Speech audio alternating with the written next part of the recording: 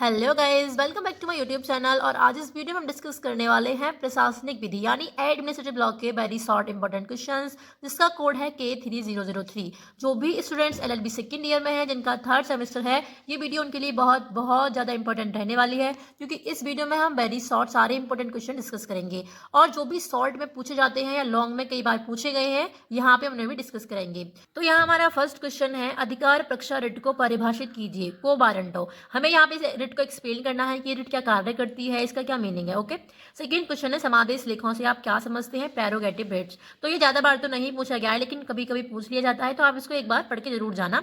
लेकिन जो को वारंटो है, इससे शॉर्ट में, लॉन्ग में और वेरी शॉर्ट में किसी ना किसी में, तीनों में से जरूर पूछा ही जाता है, तो आप इस रिट को अच्छे से तैयार करें। उसके बाद थर्ड क्वेश्चन है, प्रतिषेध याचिका का क्या उद्देश्य है। Prohibition writ. तो यहाँ पे ये वेरी शॉर्ट क्वेश्चन है, इसलिए केवल इसका ऑब्जेक्ट पूछा गया है, लेकिन अगर लॉन्ग क्वेश्चन होगा या शॉर्ट क्वेश्चन होगा तो हमें पूरी रिट को वहां पे एक्सप्लेन करना होगा। उसके बाद हमारा फोर्थ क्वेश्चन है, बंदी प्रत्यक्षीकरण याचिका के आवश्यक तत्व लिखिए। Habeas corpus. तो उसी तरह से इसे वेरी शॉर्ट क्वेश्चन है, तो केवल एसेंशियल्स एलिमेंट पूछे गए हैं। लेकिन अगर शॉर्ट क्वेश्चन होता या लॉन्ग क्वेश्चन होता तो हमें रिट को पूरा एक्सप्लेन करना है, अच्छे से केस लॉ भी देने हैं, उसके एसेंशियल्स भी बताने हैं, उसका ऑब्जेक्ट भी बताना है, उसका इंपोर्टेंस भी बताना है, उसका मीनिंग भी एक्सप्लेन करना है। उसके बाद है फिफ्थ क्वेश्चन, परमादेश की याचिका मैंडामस। तो ये जो रिट है, इससे भी क्वेश्चन पूछा ही जाता है। उसके बाद सिक्स क्वेश्चन है, तर्क संगत निर्णय। रीजन्ड डिसीजंस। इसको सकार्य निर्णय भी कहते हैं। तो ये वेरी शॉर्ट में कई बार पूछा गया है, कभी कभी लॉन्ग में भी पूछ लिया जाता है। ये जो रीजन डिसीजन है, ये हमारे नेचुरल जस्टिस का 3 प्रिंसिपल है, क्योंकि हमें लगता है कि केवल 2 ही प्रिंसिपल है, लेकिन जो थर्ड प्रिंसिपल है वो रीजन डिसीजन है। तो इससे कभी कभी लॉन्ग में भी क्वेश्चन आ जाता है, तो आप इसको अच्छे से पढ़ के जाइएगा, बहुत ज़्यादा इंपॉर्टेंट है। उसके बाद सेवेंथ क्वेश्चन है, लेजिटिमेट एक्सपेक्टेशन, वैध उम्मीद का सिद्धांत। तो ये वेरी शॉर्ट या शॉर्ट में ही पूछा जाता है, तो आप इस क्वेश्चन को एक बार पढ़ के जरूर जाएं। तो जो हमारा नेचुरल जस्टिस का टॉपिक है, उसमें दूसरे पक्ष को सुनो, ऑडी एल्ट्रम पार्टन या डॉक्टर ने वायस, इनमें से जरूर दोनों में से, या ये पूरा एक क्वेश्चन लॉन्ग में बन के भी आ जाता है, शॉर्ट में भी आ जाता है और वेरी शॉर्ट में भी। तो ये सारे क्वेश्चन बहुत ज़्यादा इंपॉर्टेंट है, इनसे ही रिलेटेड शॉर्ट और लॉन्ग क्वेश्चन पूछे जाते हैं, तो आप इन सारे क्वेश्चन को अच्छे से तैयार कर लें। उसके बाद 9th क्वेश्चन है, विधि का शासन, रूल ऑफ लॉ, जो कि डाइसी ने दिया था। तो ये लॉन्ग के लिए बहुत ज़्यादा इंपॉर्टेंट है और वैसे ही वेरी शॉर्ट में ही पूछा गया है। उसके बाद 10th क्वेश्चन है, शक्ति पृथक्करण का सिद्धांत, सेपरेशन ऑफ पावर्स।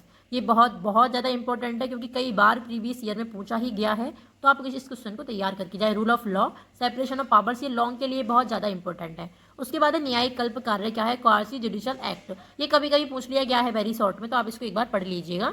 उसके बाद 12 क्वेश्चन है, ड्राइट एडमिनिस्ट्रेटिव, तो उसको प्रशासन क्या है, इसको हम यहाँ पे डिफाइन करना है। उसके बाद 13 है, न्यायिक पुनर्विलोकन, जुडिशियल रिव्यू। ये भी शॉर्ट में पूछा गया है, तो आप इसको एक बार पढ़ लें। केस लॉ हो तो केस लॉ दीजिए इसके।